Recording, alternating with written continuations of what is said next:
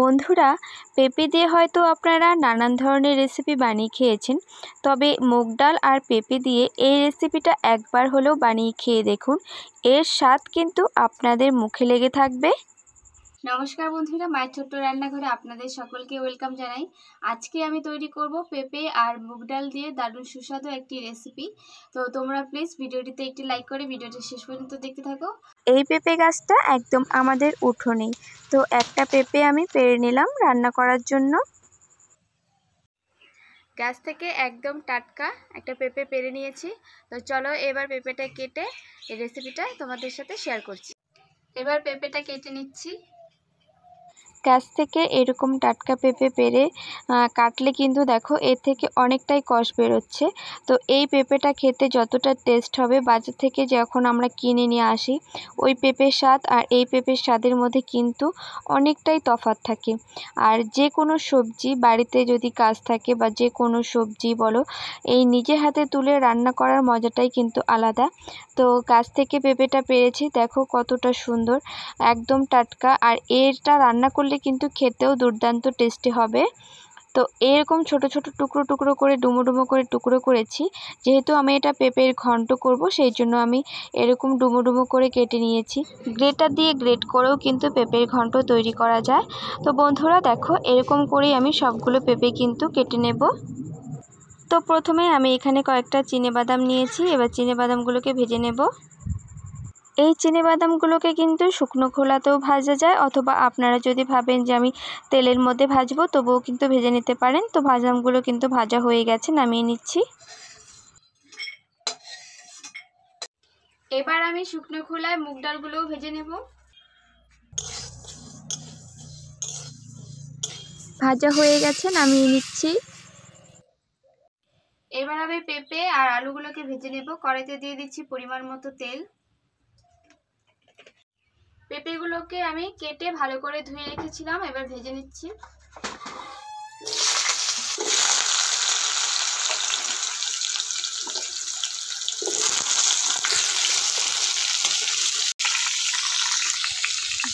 পরিমাণ মতো কিছুটা পরিমাণ লবণ দিয়ে দিচ্ছি, আর দিয়ে দেব হলুদ,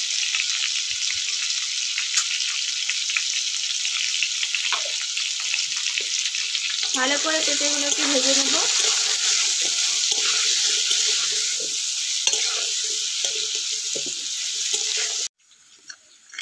বাদামের খোসাগুলোকে ছাড়িয়ে নিচ্ছি।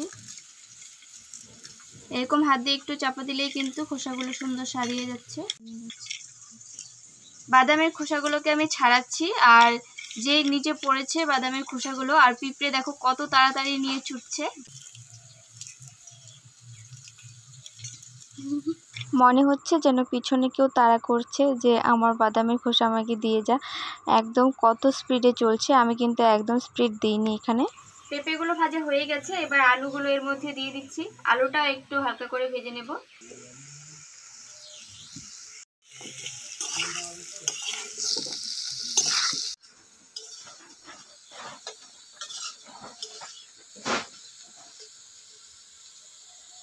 পেঁপে আর আলুটা এদিকে ভাজা হচ্ছে, আর এদিকে আমি ততক্ষণে ভেজে রাখা ডালটাকে ভালো করে ধুয়ে নিচ্ছি। ডালটা ভেজে নেওয়ার পর অবশ্যই কিন্তু জল দিয়ে ভালো করে ধুয়ে নিতে হবে। আর দেখুন, ডালটা থেকে কিন্তু অনেকটাই ঘোলা জল বেরোচ্ছে। তো 2 থেকে 3 বার জল পাল্টে পাল্টে আমি ডালটাকে ধুয়ে নিয়েছি ভালো করে। আর ডালটা ধুয়ে জল ঝরিয়ে আমি একটা বাটিতে রেখে দিচ্ছি। এতে ডালটা অনেকটাই তাড়াতাড়ি সেদ্ধ হয়ে যাবে, আর ডালটা কিন্তু অনেকটাই ফুলে উঠবে। পেঁপে আর আলুটা ভালো করে ভাজা হয়ে গেছে, এবার উঠিয়ে নিচ্ছি।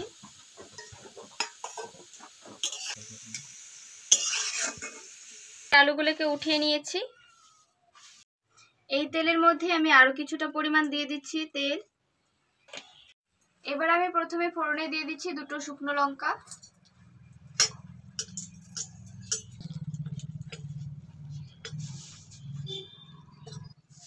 দুটো তেজপাতা, আর ফোড়নের জন্য নিয়েছি গোটা গরম মশলা, আর এখানে নিয়েছি আমি 5 ফোড়ন। ফোড়নে আমি প্রথমে গোটা গরম মশলাগুলোকে দিয়ে দিচ্ছি, দারচিনি, এলাচ, লবঙ্গ। আর এবার দিয়ে দিচ্ছি আমি 5 ফোড়ন। ফোড়নটাকে ভালো করে প্রথমে ভেজে নিতে হবে। ফোড়ন থেকে বেশ সুন্দর একটা গন্ধ বেরিয়েছে, আর এদিকে ফোড়নটাও কিন্তু আমার ভাজা হয়ে গেছে। এবার এর মধ্যে গ্রেট করে রাখা আদা আমি দিয়ে দিচ্ছি। আপনারা কিন্তু আদাটা বেটেও দিতে পারেন, তবে আমি এখানে গ্রেট করে দিয়েছি। ফোড়নটা সব কিছু ভালো করে ভেজে নিয়ে এর মধ্যে একটা টমেটো এরকম টুকরো টুকরো করে কেটে আমি দিয়ে দিচ্ছি। টমেটোটাকেও ভালো করে কিন্তু এবার ভেজে নেব। টমেটোটাকে একটু নাড়াচাড়া করে এবার এর মধ্যে আমি এক এক করে দিয়ে দিচ্ছি পরিমাণ মতো লবণ, আর এখানে আমি দিয়ে দিচ্ছি পরিমাণ মতো হলুদ গুঁড়ো, আর দিয়ে দিচ্ছি কাশ্মীরি লঙ্কার গুঁড়ো। এবার ভালো করে মিক্স করে নেব। এই টমেটোর মধ্যে কাশ্মীরি লঙ্কার গুঁড়ো, হলুদ গুঁড়ো আর লবণ দিয়ে ভালো করে কষালে কিন্তু বেশ সুন্দর একটা কালার হয়। আর টমেটোটাকেও আমি এভাবে খুন্তি দিয়ে গলিয়ে নেব। টমেটোটা বেশ সুন্দর গলে গেছে। এবার এক এক করে সব মশলাগুলো এর মধ্যে দিয়ে দিব।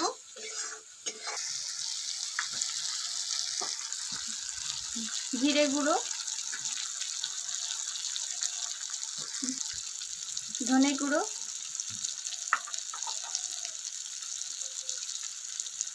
আমি সামান্য একটু জল দিয়ে দিচ্ছি যাতে মশলাটা পুড়ে না যায়। শুকনো লঙ্কার গুঁড়ো আমি দিচ্ছি খুবই সামান্য। মশলাটাকে খুব ভালো করে কষিয়ে নিচ্ছি।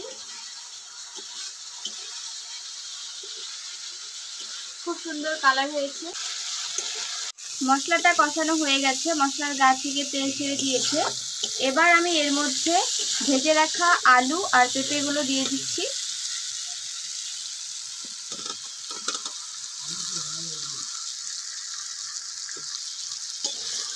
ভালো করে নাড়াচাড়া করে মিশিয়ে নিচ্ছি।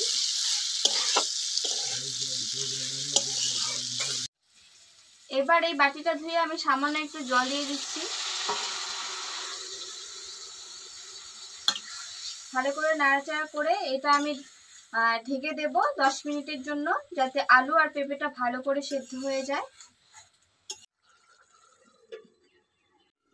সত্যি বলছি বন্ধুরা, এই রান্নাটা কিন্তু ভীষণই ভালো হয়।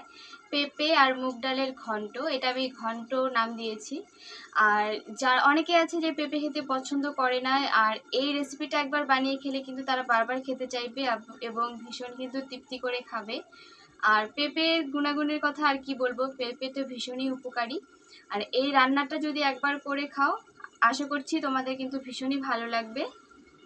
তো তোমরা প্রথম থেকে ভিডিওটা কিন্তু শেষ পর্যন্ত অবশ্যই দেখবে, টেনে টেনে কেউ দেখবে না। আর তোমরা কেউ কমেন্ট করো না প্লিজ, তোমরা একটু কমেন্ট করে দেবে, তোমাদের কাছে ভালো লাগুক বা খারাপ লাগুক, তোমরা সমস্তটা কিন্তু আমাকে কমেন্ট করে জানাবে। তো চলো রান্নাটা তোমরা দেখতে থাকো শেষ পর্যন্ত। 10 মিনিট মতো হয়ে গেছে। এবার আমি ঢাকনাটা খুলে দেখে নিচ্ছি পেঁপে আর আলুগুলো সেদ্ধ হয়েছে কিনা।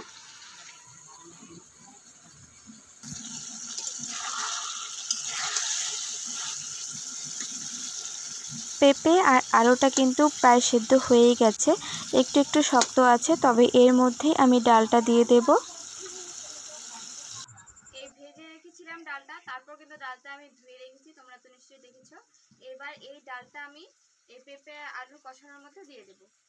তোমরা দেখতে পাচ্ছ এখানে কিন্তু আমি হাফ বাটির মতো ডাল নিয়েছিলাম, আর ডালটাকে যখন ভেজে ধুয়ে রেখেছি বাটিটা কিন্তু একদম ফুল হয়ে গেছে, ডালটা অনেকটাই ফুলেছে। তবে তোমরা যদি ডালটাকে ভেজে সাথে সাথে দিতে চাও তাহলে কিন্তু তোমরা পেঁপে আর আলুটাকে আগে না দিয়ে মশলার সাথে ডালটাকে দিয়ে আগে কষিয়ে কিছুক্ষণ ঢেকে কষিয়ে নেবে। তারপর যখন ডালটা সেদ্ধ হয়ে যাবে তারপর আলু আর পেঁপেটাকে দিয়ে দেবে।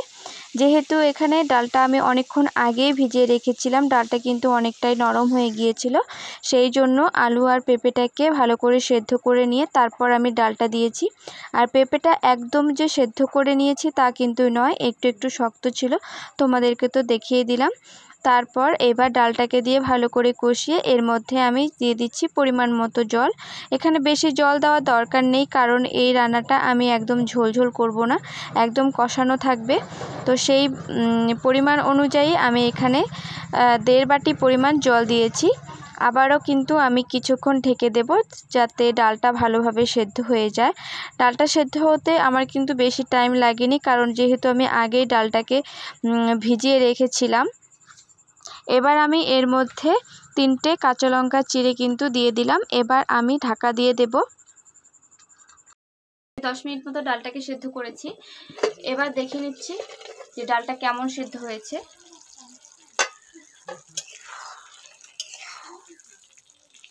বেশ সুন্দর কিন্তু একটা মাখা মাখা ভাব হয়েছে। তো ডালটা কতটা সেদ্ধ হয়েছে আমি ডালটা একটু চেক করে নিচ্ছি।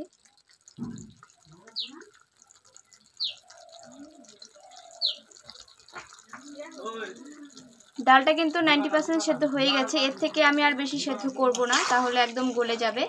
এবার এর মধ্যে আমি যে বাদামগুলো ভেজে রেখেছিলাম সেগুলো দিয়ে দিব। মিশিয়ে নিচ্ছি। যেহেতু এটা নিরামিষ রান্না সেই জন্য এর মধ্যে দিয়ে দিচ্ছি 1 চামচ চিনি, ছোট চামচ দিয়ে। এখানে দিয়ে দিচ্ছি 1 চামচ পরিমাণ ঘি।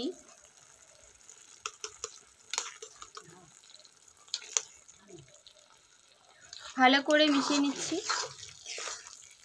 আর নামানোর আগে দিয়ে দিচ্ছি পরিমাণ মতো গরম মশলা। বেশ সুন্দর একটা গন্ধ বেরোচ্ছে। এবার নাড়াচাড়া করে নামিয়ে নিলেই রেডি।